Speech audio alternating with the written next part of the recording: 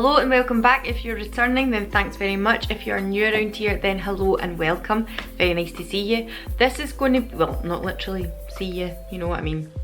This is going to be my February roundup. Things that I've been kind of loving this month, things that I've not been loving this month, and things that I'm just a little bit on the fence about. Now, normally these entail kind of skincare, beauty, bit of clothing, TV, books, etc. Normally I would start with like kind of TV, books, etc. But I think some people come just to see beauty and skincare. So for the purposes of this video, I'm going to stick all that stuff at the end. And if you want to stick about to the end and see that, that's great. Otherwise, we're going to start off with some beauty and skincare. Also, go follow me over on Instagram. I'll put something over here somewhere. It is the same name as my channel. It's very easy to find. It is my name and just all together at the start of it. Otherwise, if you like these kind of videos, if you like seeing monthly roundups, kind of favourites, things like that, then keep watching. Alright, let's start with some skincare. I actually have more skincare this month than I do beauty stuff, which kind of goes hand in hand. As I get older, I'm much more of an addict to regards to skincare than I am to like lipsticks, stuff like that. So we're going to talk about the Body Shop's Drops of Youth Liquid Peel. Youth Liquid Peel, yes. Drops of Youth Liquid Peel. I seen Michaela McDade talk about this quite some time ago, at least over a year ago, and at Christmas there I was at one of the Body Shop Bloggers Who Brunch events, kind of collaboration thing, and they were showing all their new Christmas items. But because I was there, I inquired about this. Now, I've used probably about to here on this product, so over the last couple of months I'll use it maybe once a week. I think it can be used up to 2 times a week. 2 to 3 times a week it says here, but I've only really been using it kind of once a week. Basically it's odd. How else am I able to explain this? It's like a gel, and I would make sure I had a clean face. I wouldn't do it with makeup on obviously, but if I had a clean face, kind of use a cleansing balm. I would then, on a dry face, like if I'd towel dried my face, put a couple of pumps of this in my hand and massage it into my face. And then you can literally feel the skin like peeling, the dead skin coming off on your face. I don't know how else to explain it. It's not abrasive. It's not sore. It doesn't tingle. It's not like the ordinary AHA, BHA peel solution. It's not like that. But literally, like, you get that way. You know how sometimes a foundation might pill or bobble on your face and you get all these little bits and it's a bit strange? It does that, but it's dead skin. Initially I actually wondered, like, is this actually doing what it's saying? Is it just the dead skin off my hands that it's pulling off? Is it the stuff in my face? To the point I was like, well, I'm going to use it today and loads came off. I'm going to use it again like the next day and see if it does the same thing, and it didn't. The next day it was pretty much like almost nothing on my face, but as I brought it down my neck where I hadn't done the day before, there was lots of like this bobbling dead skin stuff again. It's gross, it's absolutely gross, but I am absolutely sure it does do what it says on the tin. So it's like an exfoliant. I don't find it to be overly abrasive though. I wouldn't go using it every day. As I say, I've been kind of using it once a week-ish. But I don't think that it's like so, it doesn't feel nippy, it doesn't burn the skin, you don't feel a tingling sensation or anything like that. So I spoke with the skincare saviour. He used to be Beauty and the Boy, I believe, and now he's called the skincare saviour. I will put his link for Instagram here as well. And he told me it is actually an ingredient in this that causes the kind of exfoliation of dead skin to occur. And he's very, very clued up on his skincare, and I would just about believe it. He could probably sell me a chocolate watch, if I'm honest with you. But I thought this is a really, really effective product to give you almost squeaky clean skin. Now, for me, who has kind of normal to dry skin, if I do get dry areas, it lifts them off, but it doesn't dry my skin out. I don't feel after I've used it that my skin is tight or taut at all. And obviously I do follow up with like a kind of hydrating cleanser such as the CeraVe as well. The other thing I was going to say was, if you want to see a video on this, I will stick it up on IGTV so you can actually see what I mean. If you do, then please comment below, let me know, go over on Instagram and send me a little DM, whatever you want to do, and let me know if you fancy seeing this in action, and I'll be more than happy to stick that little video up on IGTV. But I really like this. As I say, I still have quite a lot left, but I would be inclined to purchase this again in future because so far I think it's really, really good. Obviously not just a February favourite, but certainly I thought it was time for me, now that I've used it for a few months, to give you a shout and let you know about it. Now, one that I'm going to talk about might be a bit controversial is Kate Somerville. Now this is the Exfoliate. Excuse me while I take it out of the box. I picked this up, I want to say just under a year ago. It has a 12-month lifespan. It is nearly empty. I probably got one use out of it. One use left, sorry, in it. And basically this is the intensive exfoliating treatment. You put this onto wet skin for around about 30 seconds, like massage it in.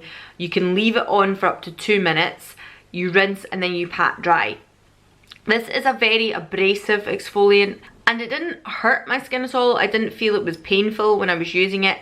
It is quite gritty and I kind of was under the impression that nowadays these are a little bit frowned upon, but all the kind of big skincare buffs that I ever see speak about this are they still rant and rave about it. They still say it's a wonderful, wonderful product. I think it's good. It's apparently the kind of red carpet go-to for a lot of celebrities. Whether that's true or not, I don't know, but that's how they sell it to you. So what they say is, like, lots of people who have events and stuff, they will use this that night.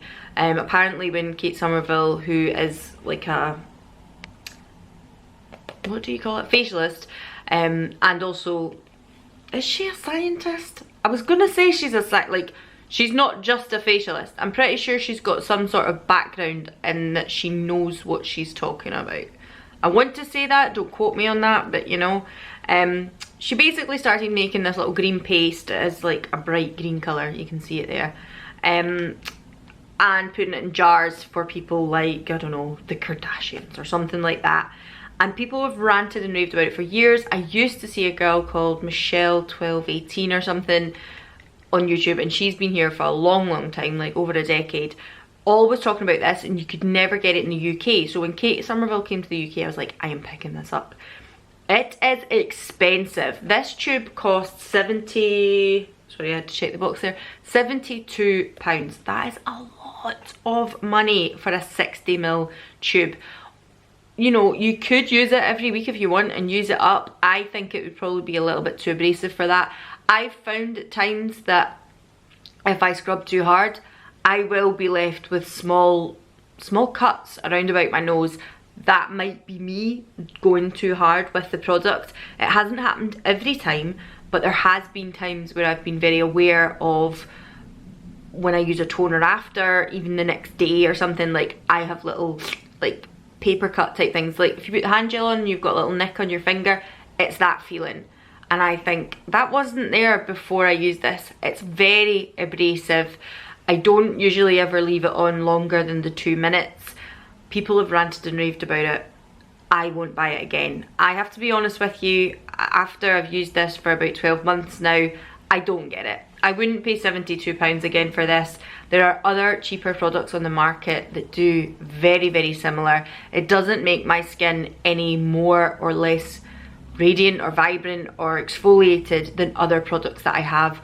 So the honest truth is, if you can get it in a mini size, give it a go, see what you think about it. You might think this is the best thing since sliced bread. For me personally, I think it's a little bit overrated.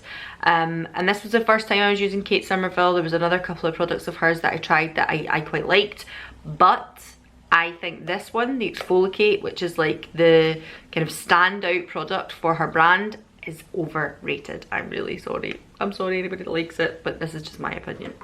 Oh, my hair is doing my nut in and out. It desperately needs cut. Look at it. Look where my fringe is. It's like here. I'm going to go and inquire about getting it cut tomorrow. Not actually get it cut tomorrow, but get a consultation tomorrow to get the colour put back through it as well. Sorry, I'm rambling about utter shite you don't need to know about, but it's doing my head in at the moment.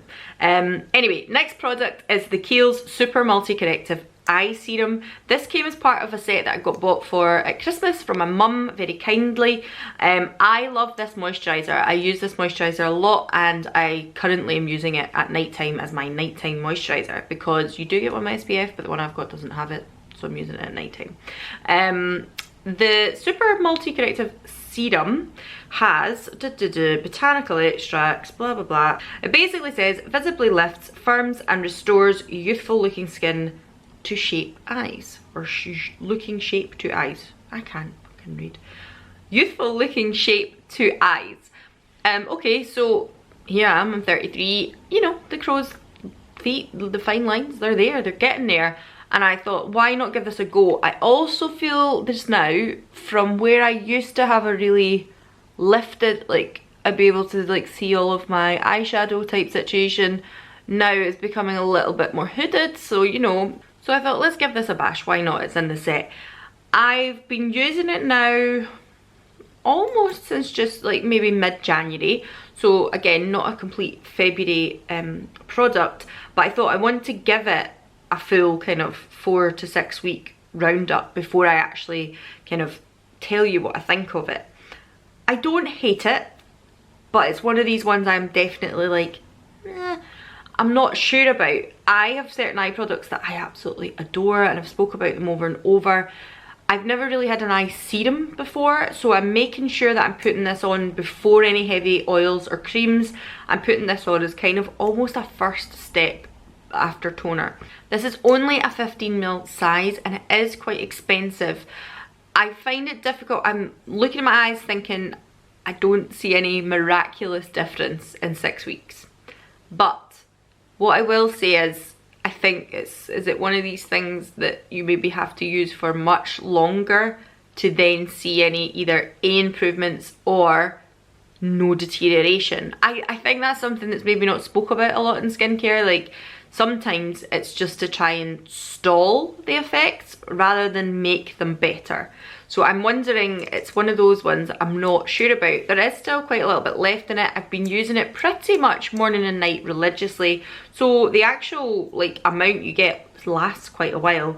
Will I buy it again? I'm not entirely sure I'll rush out and get it, purely because at the moment it's another extra step that I wasn't doing before.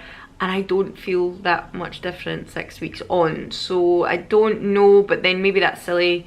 Maybe I should keep using it and then I'll be like, oh, do you know what, in a year's time, actually, my eyes look the same as they did a year ago. It's difficult, we don't have crystal balls, we don't know what to do. So basic crystal balls, I don't know why that made me laugh there. That was a bit childish. So I'm very much on the fence. If I was bought it again, I would continue to use it. Will I go out and buy it myself? I'm not sure. But not because I don't like it, just because I'm not sure what it's doing. Speaking of toners, we are going to talk about the Lacura Healthy Glow Rose Toner. I've not had that much out of this, but I've definitely used it quite a lot through February. This is the Pixie dupe. I have used the Pixie Rose Tonic and really quite liked it. It's something that I'd be more inclined to use kind of in my daytime skincare routine. So like once I've washed my face, I would use this because it's a lot more gentle. In the evening, I'm more inclined to use something like a glycolic acid if I'm using acids that night. This has a moisturising calming toner with hyaluronic acid, rose and elderflower. It smells nice. I've actually used it both on a cotton pad and as a bit of an essence. Like sometimes I'll open it, just put some on my hands and splash it on my face. I've quite enjoyed it that way as well. It's nice, it's nice. It's one of these ones that's difficult because I like it, but you can't be guaranteed you'll always be able to pick it up in Aldi. So it's one of these things. If I seen it again, would I pick it up again? Yeah, absolutely. I think it's really nice. It's affordable. You can use it morning and night. It's gentle. I think it's a good kind of my first skincare product as well. If you've got people who are interested in getting into skincare and they're not sure about what to do, it's a very gentle one, even for people who are kind of younger, maybe like mid-teen, like not mid-teens, what do you call it? Not pre-teens either. What do you call that when you're like 13 to 15? I know it's a teenager, but you're not like 17 to 19. There's a big difference in those years. So I think it's a good kind of my first skincare as well. In saying that, I am an absolute skincare junkie addict and 33 years old, and I love it too. So I think this is really, really good for the price. And if you see it, pick it up. And lastly in skincare, it is the Weleda Skin Food. This is the original ultra rich cream. I've been using this. I used up my Glossier Moisturiser Riche because I really like that. So I've been using this probably for about 2.5, 3 weeks now, and I really, really like it. And I think Weleda are such an affordable brand as well. You can pick it up in the likes of Boots or Superdrug. It's not very difficult to find. You could get it online too, but what I mean is when you're out and about, it's not a difficult one to pick up. This is a 10ml sample, and I find I need the tiniest amount, like a kind of, not even pea size. Pea size is too big. Just this tiny little, like, half fingernail amount sometimes, because it goes so far. Like, it's almost like the Kiehl's avocado eye cream for your face. It's a cream that then becomes almost like an oil, and I think it's wonderful, especially for this time of year. You can use it on cuticles, you can use it on elbows, dry skin. A few weeks ago when I had a terrible cold, I was putting it around my nose constantly. It's really, really good. I've even found myself just putting it on my lips at night sometimes if I've not got my own lip balm to hand, because I think it's that good. So I will most definitely, once I use this up, go and inquire about getting this for a potential kind of daytime skin cream. But as we move into potentially nicer weather, who am I kidding? We live in Scotland, so it's probably going to be July before we see the sun. But as we move into potentially nicer weather, I may need to like look at how it plays with an SPF as well. Sorry, my cat's just ran at a fly there. But other than that, I think it's great, and I absolutely use it, especially pre-makeup. It's very, as you can see, yeah, borderline oily, but I don't mind that. I should probably mention as well, I got this in my Latest in Beauty box. I've done a little kind of unboxing of Latest in Beauty over on IGTV as well. I've done them here before. I think Latest in Beauty is fantastic, but I thought I would mention that because the next product is also from that box. This is the now, I'm pretty sure I said in the IGTV video Umberto Gianni, but I think it might be Giannini, because it's N-I-N-I at the end, so it's not Gianni, is it? It's Giannini. I don't know. Anyway, this is the Glow Scrub Scalp Scrub. I've used scalp scrubs before. I do have oily hair. I have fine hair. It's very limp and lifeless when I wash it. I like to have a scalp scrub because I use dry shampoo quite a lot. This is supposed to be one of these like growing scrubs, so it'll make your hair grow. I don't have a particular problem with my hair growing, but I do have a problem with kind of getting build up and grease all around the kind of roots of my hair, so I like to have a scrub for that reason.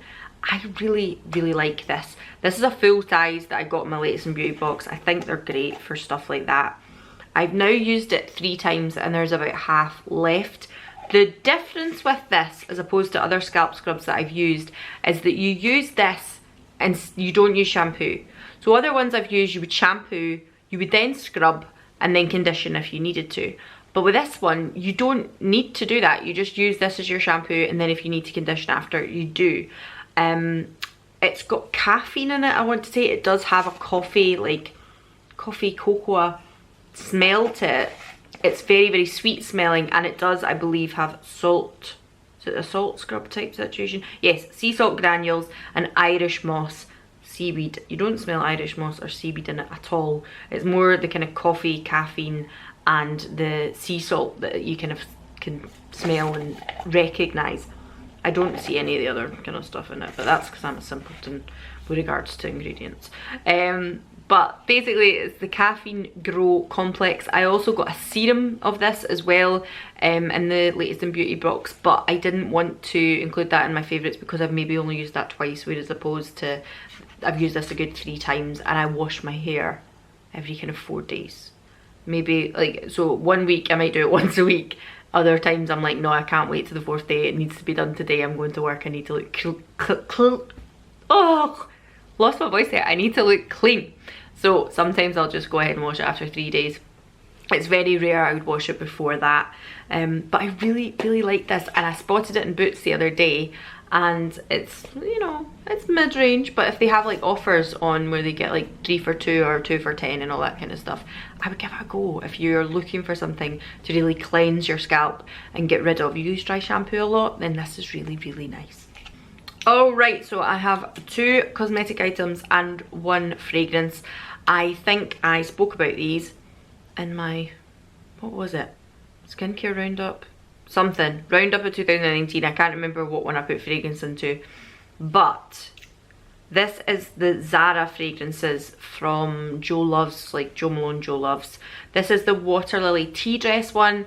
I also had Tuberose Noir. That is lovely. I have finished that one now, and this month I have been wearing this one pretty much all the time. The Tuberose Noir is a bit more like, I can't necessarily wear that to work or for daytime. It's a little bit too, it's what I've got on today, but it's a little bit too heavy for kind of going to work or for the daytime. But as I say, fingers crossed, if we move into nicer weather and springtime, this is lovely, and it is what I've been wearing to work, and it's nice and light and fresh and really, really nice. And I would be inclined to get this in a bigger size as well as the Tuberose Noir, but I don't want to get them all in big sizes because then I'll not use them all up, and that's a bit wasteful. So these are brilliant. These are like $5.99 or something for the little roller ball, and I think they're really, really good. I've been wearing this all month and I love it. Another latest in beauty box is the MAC lipstick that I got in Chile. It is the matte MAC lipstick in Chile. It is not what I've got on today, but again, the box cost me £18. MAC lipsticks are about £20, £25, depending on what you're buying. Like, you can't really go wrong. You can't grumble at that. It's a lovely colour. I love Devoted to Chili in the Powder Kiss. It's a little bit more rusty orange. This is more red, and I think it's really, really good, and I've been wearing it so much throughout this month. What would it be? Valentine's Day and what have you. So, you know, red lips. It's not what I've got on today. I've got on the, what do you call it? Lancome matte shakers today. But really, really good. If you can still buy this at MAC, which I'm absolutely certain you can, then go and inquire. It might even be one of the miniature ones that now you get, the little £10 ones. Go and get them as well. I think they're great because at the end of the day, how often do you get through a bullet of lipstick? Very, very rare. But loving this month. And finally, I am going to talk about a mascara. I finished all my mascaras towards the tail end of January, my full size ones anyway, and thought, oh, I need to go and get a new mascara. And then I looked and thought, I've got about kind of 3 mini ones that I've never really used and or tried. So this is the IT Superhero Mascara. It is what I've got on today. I'll come in a little bit closer for you. Oh, so you can see here, it gives so much length, but also lots and lots of volume. Oh, my lips are so dry. So loads and loads of volume. Also ignore my brows need done, my tash needs done. I'm sorry, it's about the eyelashes. I think it's really, really impressive. The only thing I'll say is I think it leaves a little bit of dropping under here, but for length and volume, this is amazing. I am under no illusion that the full size is probably going to cost a little bit of a pretty penny because IT Cosmetics are not cheap, but I am certainly going to look into it before I purchase my next full size mascara. If it's going to be like a £35 one, then I might be more inclined to go back to my likes of NYX or whoever, because I really kind of hate paying ridiculous amounts of money for mascara because they don't last that long, and you can get a lot of really good kind of drugstore, Boots, Superdrug type mascaras that do very, very similar, but this was really, really nice. This was the closest thing I would say to the Marc Jacobs Velvet Noir, and obviously that's even more expensive. So I will look into how much this costs because so far this month I've been wearing this and I think it's lovely. Alright, so now we're going to talk about kind of TV shows, movies, books, etc. If you don't like that kind of stuff, that's fine. Thank you for sticking about this long. Give me a little thumbs up, subscribe, all that kind of stuff, and we'll see you later. If you do like that kind of stuff, then stick about and I'm going to tell you what I've been reading. I've been reading Talking with Serial Killers this month. As most of you will know if you have been watching, I am a massive true crime fan. I love my favourite murder podcast. I love anything on Netflix that is to do with kind of serial killers, murders, odds, goings ons, cults, that kind of stuff. I love it. I am a murderino. I put my hands up. This one, I've read Christopher Berry D books before. I think I read, oh, it's on the front of the book actually, Talking with Psychopaths and Savages. I read that one already, and this one is Talking with Serial Killers. It is 7 chapters, I want to say. Let me just count. Wait there, 1, 2, 3, 4, 5, 6, 7, 9 chapters. 9 chapters, and each chapter talks about a different serial killer that he interviewed in prison. Just for saying sake, so kind of somebody you know, the latest chapter that I read, I've only got 2 left, was Eileen Wuornos, who was the person that they based the film Monster on. Charlize Theron and what's her name? Wednesday Addams, that's terrible. Christina Ricci. Oh my god. Definitely getting old. Christina Ricci, they were in that film that was based on her, and that was the last chapter that I read in this. She's the only female serial killer in this, and he does have another book called Talking with Female Serial Killers, or Female Murderers, something like that, so that kind of perked my interest as well. I may go and pick that one up. So far though, I am enjoying this. The only thing I'll say is, as I say, they're quite long chapters. For all, there's only 9 chapters, they're quite lengthy because it's talking about one person for a period of time. I think it could have been a little shorter. I have obviously been reading this throughout the month of February. I'm a relatively slow reader, I'm not gonna lie, so it's taken me a little bit of time. But if I really like a book, I will not put it down till it's finished. Whereas this has been kind of, I just read a chapter a night as I go type thing. This is a little bit drawn out at times. Each chapter will kind of explain what horrendous things the person has done and why they are in prison. It gets a little bit into the psychopathy of them, psychopathy, like what or why are they sociopaths, all that kind of stuff, and a little bit of psychosis around them. It goes a little bit into their background, their history as well, their childhood upbringing, etc. But sometimes I feel like it's a little bit drawn out talking about the serial killer. I know it's talking about serial killer, I know, but sometimes I'm like, don't try to justify them. Does that make sense? Like, that's just my personal opinion, and maybe anybody else who's read this won't feel that was the feeling of the book. But sometimes when he's writing, I'm a little bit like, don't try and excuse them or via psychology or psychiatry, like that's maybe why they've done what they've done. But I don't know, I just feel like sometimes he's trying to justify them for being the way they are, and I don't like that. So I like the book, but I think it could be a little bit shorter. I just don't want to read it. Sometimes I do find myself going through it. Last night, for instance, at the Eileen Wuornos one, like, there was just bits where I was like, yeah, she rebelled. Like, I just don't care. I don't really care what she done, because she's a horrible woman. Like, I don't really care. Which actually, it says at the start of the chapter, and as you might know, if you know anything about her, she was actually put to death in 2002, and this book came out in 2003. These are not new books, but I feel like they're always in the front of Waterstones all the time. Whenever I go to the airport, they're always like, here, because people are really into true crime now. So I've babbled on about the book for long enough. It's good, give it a go if you're into that kind of thing. Speaking of kind of murders, strange goings on, etc., Netflix shows, The Pharmacist. I watched that right at the start of the month. Interesting, not too many, I think, was it like 8 episodes or something like that? Not loads of episodes, but again, I felt a little bit drawn out. Very interesting, I really liked it. I love kind of seeing things, whether it was the Big Short and they talk about the market crash and kind of the higher up hierarchy of things with regards to that and how people keep turning a blind eye to it, or like Sicko as well, which is all about the American health system. I'm a nurse, so it really intrigues me. And basically this one was talking about how the pill mills all came about back in the early 2000s, and people were getting hooked on OxyContin, which is still used in this country. It's still used quite widely, but I feel like the NHS and the health system, and I'm not saying it's good, it's almost on its knees, but it's better in the sense than America, because things are a little bit more regulated, I feel. People can't just go and almost buy a prescription, whereas in America it's a little bit more, well, you pay for your healthcare. So these doctors seen, you know, dollar signs in people's eyes straight away, and we're like, right, let's do that, let's do that. And we're making a lot of money from people who had addiction and caused like this massive epidemic of addiction throughout kind of the New Orleans belt. Was it New Orleans? No. Was it? Hurricane Katrina.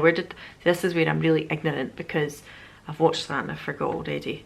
Hurricane Katrina. Where did that hit? I remember it happening, but my geography of America is pretty poor. I'm really sorry. If there's any Americans watching, I'm really, really sorry. But it was a really interesting program. I really, really liked it. I always think it's really interesting to see how the American health system works because it's so, so different from ours. So that was really good. If you're into that kind of thing, you should give that a little watch. And lastly, we went to go and see Richard Jewell at the cinema. I think I spoke about Jojo Rabbit in the last one, didn't I? Yeah, so Richard Jewell is the only one I've got to speak about this month. It was okay. It was about the Atlanta bombings when the Olympics were on. It was good. I feel like, what's his name? The guy that plays the lawyer, Sam Rockwell. He is a really underrated actor. Gonna make me sound like I know what the fuck I'm talking about here, but I feel like he's came into his older years and really became a really good actor. And I really, really, really enjoyed it. I thought it was good. I enjoyed his character. And saying that, would I rush to the cinema and see it again? No. I would wait till it came onto the likes of Netflix or something. I don't think it's something you need to see in the cinema. I think it's something you could watch, you know, with some snacks and stuff on your couch and really enjoy it still. It was good, but I wouldn't rush to the cinema to go and see it. Make of that what you will. Anyway, that is it. That is my February roundup. I feel like that was a lot longer than I expected it to be. I thought I had a shorter list this month, but I'm really sorry. Anyway, I'll catch you all again soon. I hope yous are all well, and I hope that March and the weather clears up for all of us and we all start getting a little bit of spring. That would be lovely. Anyway, I'll see yous again soon. Bye.